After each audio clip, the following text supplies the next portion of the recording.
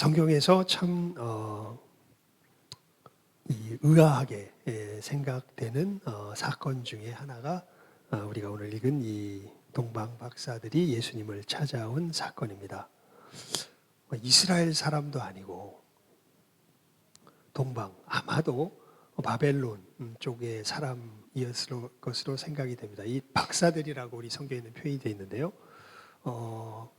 그 당시로 말하면은 왕 옆에서 왕의 어떻게 보면은 조언을 주는 이 참모들 같은 역할을 했던 사람들인데요.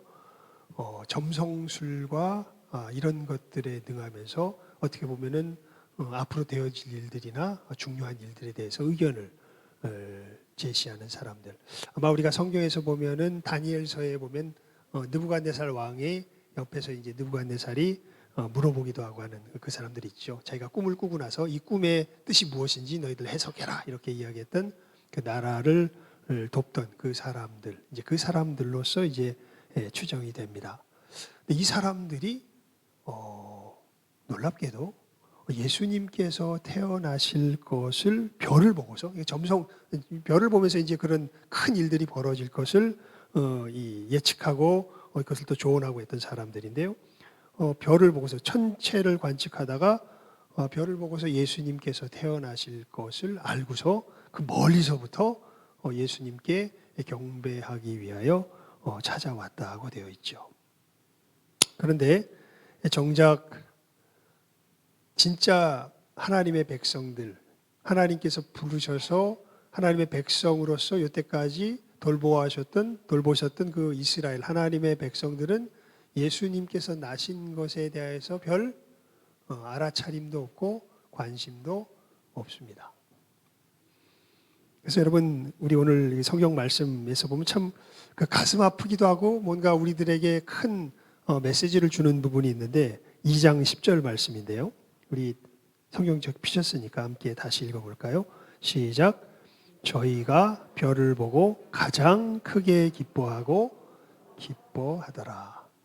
그러니까 예수님께서 태어나신 것을 보고 오히려 이스라엘 사람들은 시큰둥한데 놀랍게도 이 동방에서 온 이 박사들이 그냥 기뻐한 것도 아니고 가장 크게 기뻐하더라 이렇게 성경에서 최고로 기뻐하더라 한마디로 말하면 그렇게 기록하고 있습니다.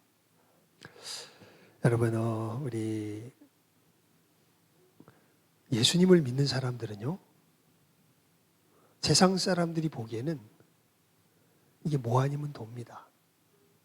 이게 무슨 얘기냐면 성경이 말하는 게요, 만약에 성경이 말하는 것이 진실하다라는 생각이 없다면 허무맹랑해도 이렇게 허무맹랑한 소리가 없습니다.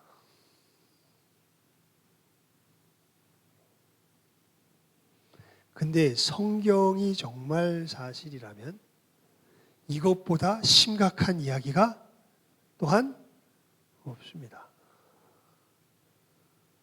여러분, 그래서 예수 믿는 사람들은 뭐라고요? 뭐 아니면 도다고. 예, 진짜입니다. 예. 무엇을 이야기합니까? 천국과 지옥이 있음을 이야기합니다. 이 세상은 우리들의 세상이 아니라 하나님이 예수님을 보내주신 그분의 세상이요, 그분의 심판하에 놓여 있는 것이 바로 그 세상이요, 그분은 우리에게서 멀리 떨어져 있는 분이 아니라 우리를 지으신 분이요, 우리의 양심 속에 우리들에게, 여러분 참 우리 놀랍죠. 도적질하면 됩니까 안 됩니까? 그 누가 가르쳐 줬나요? 안 가르쳐 줬죠. 그런데 우린 신기하게도 도적질하면 안 된다는 것을 누구한테 배우지 않아도 압니다. 여러분, 거짓말하면 되나요 안 되나요? 사실 사회생활 잘하려면, 돈 벌고 성공하려면 뭘 잘해야 되냐면 거짓말을 잘해야 됩니다. 그런데 우리 양심 속에서 우리는 거짓말하면 안 된다는 것을 압니다. 성경은 이야기해요. 우리의 양심을 지으시고 우리를 지으신 그분께서 우리를 그 양심에 따라서 심판하실 것이다. 우린 놀랍게도 죄책감을 가지고 있습니다. 그리고 신기하게도 사실 동물의 세계를 보면 센 놈이 최고거든요. 그냥 세면 됩니다. 그러면 그냥 자기가 법이에요. 근데 우리는 그런 삶을 용납지 않습니다. 우리는 센 놈이 약한 놈을 보호해야 된다 그래요. 왜 그럴까요? 사실 우리가 보는 자연 세상은 안 그런데 신기하게 그렇게 살아가야 된다고 이야기를 합니다. 왜요? 하나님께서 우리를 지으셨기 때문에, 하나님께서 살아계시기 때문에 그런 것이죠. 그 하나님이 우리들의 양심을 따라 심판하신다고 하셨을 때 우리 모두는 다 지옥에 갈 수밖에 없다라는 것을 성경이 우리들에게 분명하게 선포하고, 그런 우리들을 하나님께서 지옥 보내시려는 것이 아니라 놀랍게도 사랑하셔서 구원하시기 원하셔서 그분이 공의로우시기 때문에 우리의 이 죄의 문제를 스스로 해결하시고, 공의의 재판장이라 죄인을 반드시 처벌하셔야 하거든요. 우리를 건지시기 위해서 보내주신 분이 바로 예수님이시다라는 것이 성경의 놀라운 선포죠. 그리고 우리를 그렇게 우리의 죄에서 건져주시기 위해서 오신 예수님께서 태어나셨을 때 이 예수님을 정작 이 하나님의 공의와 심판과 하나님 나라의 모든 것을 알려주었던 이스라엘은 시큰둥한데, 오히려 누가? 저 동방의 박사들이 그 예수님께서 오실 것을 별을 보고서 깨달아 알고 그 멀리에서, 여러분 우리가 잘못 알고 있는 상식 중에 하나가 있는데요. 예수님께서 태어나시자마자 동방의 박사들이 온 것으로 착각하는데 아니면 한 2년 정도 지나서 오신 것 같습니다. 왜냐하면 그 여행 거리를 그 당시 그렇게 빨리 올 수가 없습니다. 그래서 2년의 세월을 거쳐서 와가지고, 그리고 우리 동방박사, 우리 찬송에도 그렇게 얘기해요. 동방박사 세사, 아마 여행 단으로 아마 왔을 것 같습니다. 큰 무리들이 아마 왔을 것입니다. 와서 예수님께 와서 경배하고 기뻐하면서 돌아갔다라는 것이 이제 오늘 말씀의 내용인데요. 그래서 우리는 일단 우리가 이 자리를 뭐라고 불렀죠? 동방 박사의 오후. 오늘은 밤이 아니기 때문에 네, 오늘은 동방 박사의 오후입니다.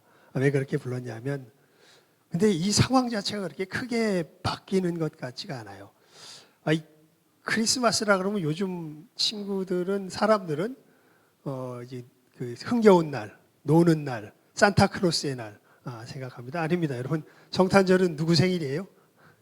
예수님 생일입니다. 간단하게 말하면 성탄절 예수님 생일입니다. 예수님께 경배하며 예수님을 높이는 날이 사실은 성탄절입니다.